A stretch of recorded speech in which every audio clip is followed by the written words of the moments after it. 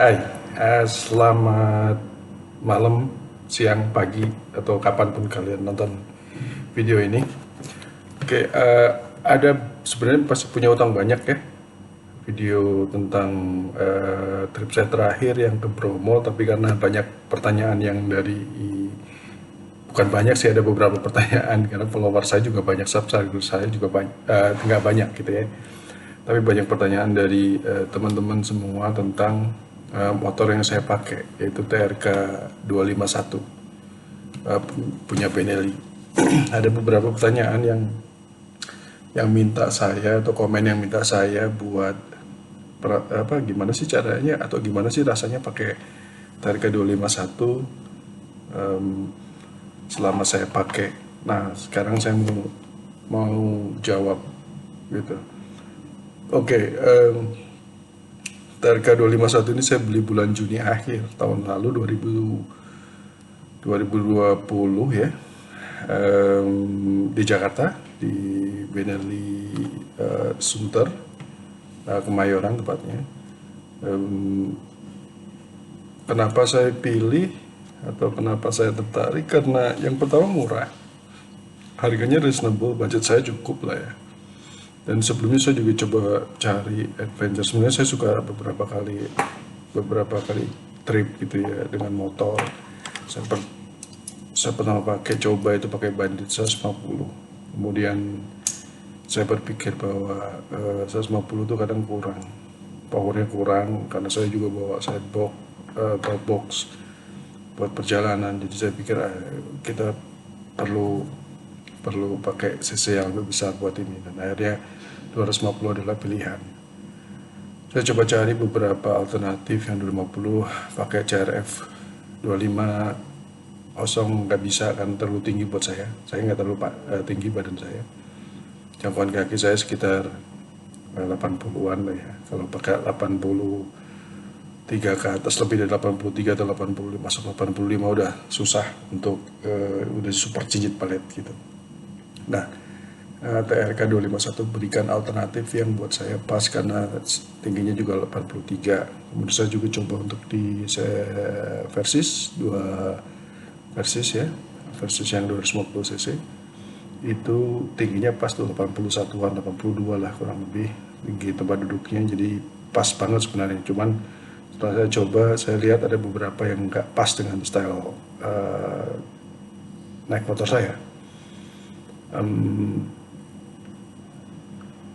Dia oke, powernya kenceng banget, powernya tinggi gitu ya. Mungkin udah kayak ninja lah ya, karena memang mesinnya juga basicnya ninja. Tetapi torsinya juga oke. Kebetulan torsinya mirip dengan TRK 251, cuman revvingnya yang agak tinggi, jadi kalau pas bawa agak ngebut, agak jalan tanjak itu menggereng banget. Artinya gasnya tuh bukaannya tinggi banget, sampai 10 ribuan baru dia ada kerasa powernya. Saya pernah nyoba di beberapa tanjakan di daerah Sentul gitu, itu mesinnya teriak banget, tapi jalannya nggak tarikannya nggak ada, jadi keras banget suaranya, tapi powernya, torsinya nggak kerasa, belum dapet lah. Jadi di 10 ribu, 11 ribu baru enak tuh. Nah, setelah saya coba 251, sebenarnya nggak terlalu banyak coba, saya cuma review beberapa video dari YouTuber yang keren-keren kayak Bule Doyan Motor, terus kemudian ada beberapa reviewer kita gitu ya. Walaupun sedikit sekali review motor ini, cuman Bule Doyan Motor, yang YouTuber Bule Doyan Motor yang dari Bali itu memberikan insight bagus. Dan saya juga coba browsing di beberapa YouTube, ada dari Pakistan, dari India, dari Itali, Spanyol, itu motor banyak dipakai dan ngasih feeling berkendara yang baik gitu. Nah, akhirnya ya udah saya putuskan pakai 251. Saya coba sebentar, ada motor tesnya di Sunter, saya pakai sebentar, enak nih, nggak bohong, atau yang disampaikan sama khususnya Bule Doyan Motor itu bener gitu ya. Gitu. Ada beberapa hal yang beda dengan yang dijual di Eropa dan di Indonesia. Yang pertama ada kayak ABS di Indonesia nggak bisa dimatiin, jadi tetap harus nyala. Kalau di Eropa bisa di switch off, bisa mati. Nah, Karena alasan itu akhirnya saya pilih 251. Bukanya sedikit buka aja di gigi 1 gigi 2 oke. Itu enak banget, smooth tarikannya, nggak narik. Buka di turtle nanggung gitu, dia nggak putus, nggak terhentak-hentak gitu, dia tetap diem, smooth jalannya. Jadi saya pilih itu. Walaupun ada beberapa kelemahan, nanti saya sampaikan. Terus kemudian, nah di motor saya itu saya modifikasi sedikit, nggak banyak, hanya ada beberapa yang bikin saya lebih nyaman naik motor itu, gitu ya, lebih mudah. Nah pengalaman saya pertama pakai itu adalah pergi ke Sukabumi, waktu itu ke Pelabuhan Ratu. Pelabuhan Ratu jalannya kan naik turun, itu kerasa banget berat. Nah, kalau powernya nggak ada ya, tarikan awalnya dapat, tapi setelah di tengah ya itu hilang, nggak ada sama sekali. Jadi apalagi di jalan trek lurus gitu ya, jalan rata, itu nggak ada. Jadi saya pikir bahwa ini ada yang nggak pas nih sama motor ini, gitu. Pasti ada yang harus atau mungkin karena belum diservis, karena waktu itu saya baru servis pertama ganti oli di 500 kilo, karena mau ke Sukabumi jadi saya servis dulu lah sebelum berangkat gitu ya. Jadi 300, kalau nggak salah baru berapa kilo gitu saya udah servis ganti oli gitu ya. Dan lucunya waktu servis juga orangnya malah bingung, mekaniknya waktu itu di daerah, gak usah saya sebut ya, tapi bengkel Benelli, cuman bukannya yang di Suter. Dia bilang, Pak ini motor yang mana ya, tipe yang mana ya, agak kaget dia malah. Jadi agak lucu juga karena motor ini padahal di bengkel yang resmi gitu ya, tapi malah dia nanya ini motor apa ya gitu. Nah, di tanjakan itu nggak apa namanya, nggak kerasa gitu. Gigi 1, 2 itu udah berat banget, rasanya kok motor ini berat banget, kenapa ya gitu. Padahal waktu itu isi nggak penuh, memang top box sama side box saya pasang semua karena pengen dapat feelingnya seperti apa kan. Jadi tapi nggak penuh isinya gitu. Nah kemudian modifikasi, balik lagi ya ke modifikasi yang saya lakukan itu yang pertama dari atas mungkin gampang adalah spion saya itu pakai spion KTM 250. Kenapa saya ganti? Karena spion bawahnya tuh terlalu tinggi gitu, kayak telinga panjang kayak tanduk gitu. Saya nggak begitu suka, jadi saya ganti pakai yang KTM 250. Itu smooth, juga view-nya juga bagus. Walaupun saya akhirnya tambah pakai mirror tambahan biar sidebox saya bisa kelihatan size di belakang gitu ya. Pakai yang model cembung ditempel di kaca itu. Jadi kita bisa lihat belakang seperti apa. Kemudian turun lagi saya pakai crash bar bikin sendiri, saya custom di daerah Depok, di dekat ya daerah Depok, namanya itu adalah Meteor Custom. Meteor Custom ini nggak nawarin ya, terserah kalian mau di mana, tapi saya pakai Meteor Custom di Depok. Kalau mau cari nanti googling aja Meteor Custom, itu udah terkenal kok, jadi bisa pakai itu. Kemudian skid plate juga saya pasang di situ, skid plate. Kemudian knalpot saya pakai saya custom sendiri, bukan custom sendiri, saya custom ke bengkel motor knalpot di Depok, di daerah Depok ya. Daerah Depok, jalan apa saya lupa, tapi yang jelas di jalan Juanda ya, lupa saya. Itu namanya WRC. Mungkin kalian bisa browsing juga di googling WRC muffler atau WRC knalpot atau WRC racing kalau nggak salah. Nah itu bisa ada bagus, pilihannya banyak. Kalian masuk pagi pasang, nggak nyampe sore, asal pagi banget ya, mungkin customer pertama atau kedua itu jam 2 jam 1 udah bisa, jam 1 jam 2 bisa keluar gitu ya, udah beres semua. Kemudian saya buat topok udah pastilah ya, handguard saya pakai punyanya TRK 502 sebenarnya, saya pakai itu. Saya beli pakai 502, saya pasang masuk, ya udah saya pakai. Kemudian bannya saya ganti. Sekarang saya pakai Pirelli Scorpion STR, ya, STR Scorpion Pirelli. Kenapa saya ganti? Karena ban bawaannya licin kalau di rumput. Kalau di jalan aspal nggak ada masalah. Di rumput atau jalanan yang agak keras tapi basah, kemudian atau jalan tanah tapi keras tapi ada rumputnya, itu dia nggak nyekram banget, jadi agak sliding gitu ya. Nah itu makanya saya ganti. Itu saya cobanya waktu di Sukabumi, jadi kerasa betul di pasir seperti apa. Oh ini perlu ganti ban. Saya ganti ban pakai Scorpion STR. Kemudian ukurannya sama. Sorry, ukurannya saya tambahin. Yang depan yang harusnya normalnya kan 110 ya, kita ganti jadi 120. Rimnya masih sama tapi lebarannya aja yang saya ganti. Kalau yang belakang tetap 150, sama, nggak berubah. Kemudian saya tepuk kuda tadi ya. Oke, kita sekarang bicara mesin. Mesinnya TRK 251 itu 250 cc. Tapi torsinya sama dengan Versys, mirip-mirip gitu ya. Beda 0,an lah ya. Di belakang 0, jadi cuman powernya beda. Powernya tinggi Versys. Jadi kalau di jalan lurus kalah lah. Kita kalah. Mungkin pakai Ninja 150 atau CBR 150 itu kalau balapan sama kita di jalan aspal, jalan rata, pasti kita kalah. Mungkin tarikan awalnya kita duluan, tapi setelah itu hilang. Karena memang di menengah ke atas mesin ini ngempos, nggak ada tenaganya. Tapi buat maintain nanti jalan itu enak banget. Kemudian mungkin yang akan bingung atau yang jadi pertanyaan sekarang getaran. Getaran kerasa. Kalau kalian beli pertama kali, pasti itu getarannya kerasa banget. Nggak tahu kenapa. Tapi setelah ganti oli pertama, itu enak. Mulai berkurang. Ganti oli berikutnya, kebetulan setiap saya mau touring ke jauh, saya ganti oli. Jadi mungkin sekarang udah 6 kali ganti oli saya. Itu enak banget. Semakin lama semakin smooth. Dan yang lebih lagi nanti kalau kalian ganti knalpot, kemudian ada catalytic converternya dilepas atau enggak di lossin gitu ke belakang, itu benar-benar yang nahan, yang tadi saya cerita waktu ke Sukabumi itu ditahan, rasanya kayak nggak ada tenaganya, hilang sama sekali. Jadi cepet banget, enak banget tarikannya, wah luar biasa gitu ya. Walaupun kalau masih balapan sama Ninja 250 atau CBR 250 atau bahkan yang 150, kita ketinggalan gitu ya. Kalau di jalan jauh gitu, kenceng lurus gitu di aspal, kita ketinggalan. Tapi jauh berbeda dari pertama kalian beli gitu. Jadi kalau beli pertama, kalian pasti akan rasa ini motor apa sih, nggak enak banget gitu. Pasti ada yang mau jual dan sebagainya. Tapi pengalaman saya sekarang udah 5.800, 6 ribuan lah, 6 ribuan kilo ya saya buletin. Itu absolut nggak ada isu, nggak ada masalah. Keren gitu ya. Nah,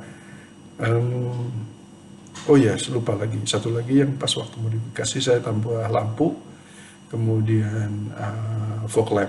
Jadi ada dua pasang lampu, yang satu buat lampu tembak buat nambahin kalau malam jalan, lampu aslinya nggak, useless, nggak bisa dipakai, kurang terang. Apalagi kalau kalian teman-teman jalan di jalan malam, di jalan Pantura ada lubang, kalian sama sekali nggak akan lihat itu kalau nggak pakai tambahan lampu. Fog lamp yang kuning itu penting banget. Mungkin teman-teman yang kemarin awal-awal musim hujan, di bulan-bulan bulan-bulan 2 bulan lalu ya, 3 bulan lalu mungkin ya, Januarian, hujan kabut di puncak, dengan lampu ini asik banget, tembus, nggak ada masalah gitu. Kemudian kinerja mesin udah nyaman, kenyamanan absolutely nggak ada gantinya. Oke, nggak ada capeknya, nggak ada pegelnya tuh motor. Pada duduk tegak, enak banget, view-nya bagus. Windshieldnya buat saya kurang tinggi, jadi saya tambahin additional tambahan gitu ya.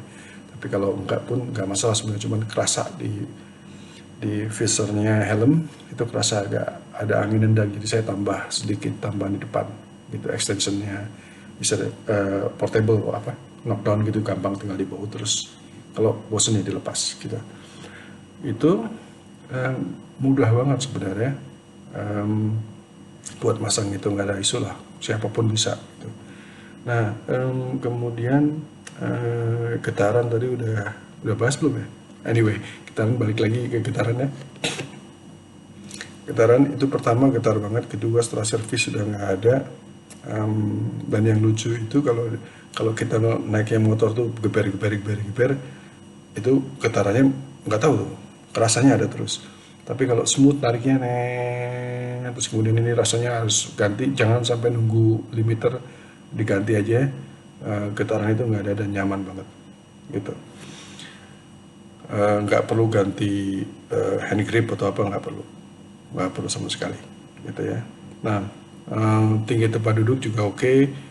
Saya cuma potong sedikit, mungkin sekitar 1 sentian lah ya, biar bisa napak nyaman gitu, nggak terlalu jinjit. Apalagi kalau kita adventure di jalannya agak rusakan besi, agak kaki nyampe ke tanah, itu penting banget biar kita feel nyaman aja. Kemudian servisnya nggak mahal, tempat servisnya banyak, hanya memang kita harus bisa benar-benar ngerti apa yang kita mau dari motor itu. Jadi misalnya saya ngerasa kok harus begini gitu ya, sampaikan gitu. Mereka akan cari solusinya dari mana. Ada beberapa temen yang minta misalnya ini kenapa ya kok nembak-nembak, kayak pengalaman saya ganti knalpot itu saya nembak-nembak pertama kali. Jadi waktu itu saya beli secondan gitu ya, atau ya second lah gitu, knalpot yang buat pakai Akra gitu.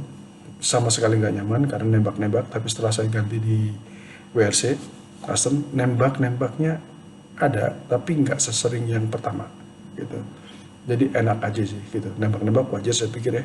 Itu pun hanya kalau pas kita di turunan atau pindah gigi dari gigi 3 dari keempat ke 3, terus kita agak kocok sedikit mesin kita mainin gasnya, itu akan nembak. Tapi setelah itu kalau kita mainnya normal gitu ya, yang biasa ngelepas gas juga biasa, nggak perlu harus nunjukin bahwa knalpotnya baru atau apa, aman, nggak ada masalah.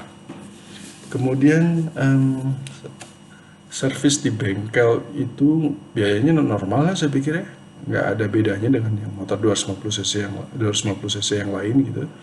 Spare part oke, untuk yang consumable. Tapi kalau kita mau custom yang misalnya pengen ada yang pernak-pernik gitu, aksesoris tambahan atau aftermarket, nggak ada.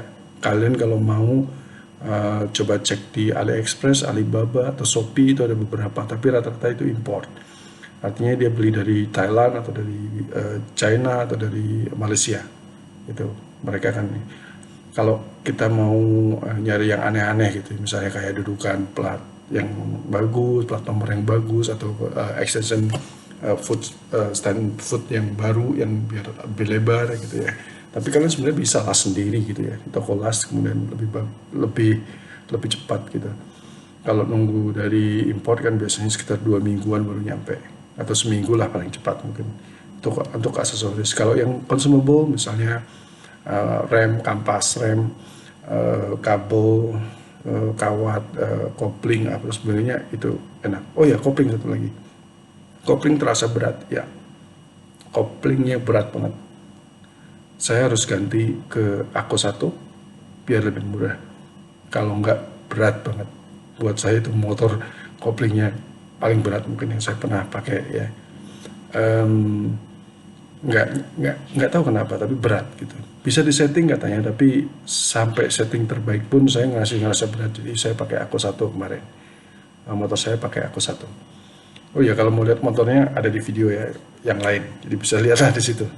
Kemudian di jalan raya, penggunaan atau performa di jalan raya seperti yang tadi udah dibilang di depan. Di jalan raya kita jangan berharap bisa ngebut, kita jangan berharap bisa duluin air-racking misalnya, kita nggak akan bisa. Kita ngebut, saya lari paling kencang itu 130, mungkin itu pun udah tidak begitu nyaman karena getaran mulai muncul dan ya nggak nyaman aja gitu ya. Tapi kalau cruising jauh di maintain di angka 100-110 km per jam, it's so smooth banget, nggak ada getaran lubang, nggak kerasa. Ya kerasa tapi nggak kerasa banget, suspensinya luar biasa gitu ya. Stabil, getang lambung juga gampang. Yang menarik dari ini adalah saat ada di jalan tanah, tapi nanti saya cerita jalan tanah habis ini. Nah, di jalan raya itu permasalahannya hanya saat kita ada di gigi 5 atau gigi 6, itu tenaganya kalau kita tambah itu susah. Tapi kalau di 4 kita lari, di 5 misalnya kita lupa gitu ya, mau tiba-tiba ngerem mendadak gitu, terus kemudian jalan lagi, itu gigi 5 masih narik.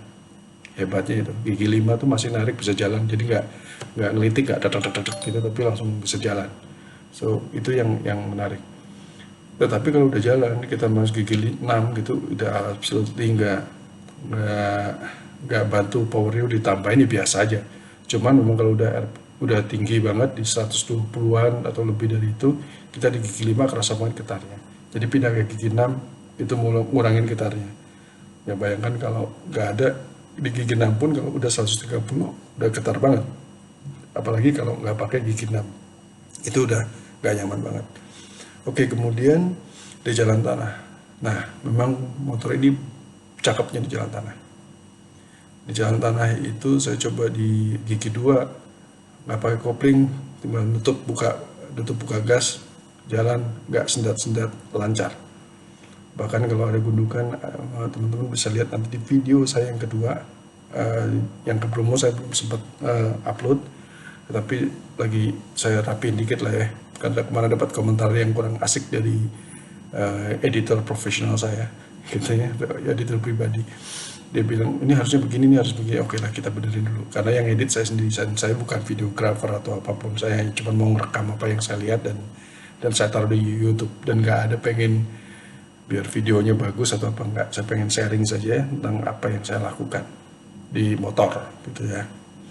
Kemudian jalan tanah, kemudian kalau ada tanjakan di gundukan itu luar biasa. Dan saya ngerasain sendiri waktu saya ke Dieng lewat jalur bawang di tanjakan 15% hingga mungkin hampir 18% gitu ya. Bahkan mungkin katanya ada yang 21, cuman saya lupa yang mana, di section yang mana.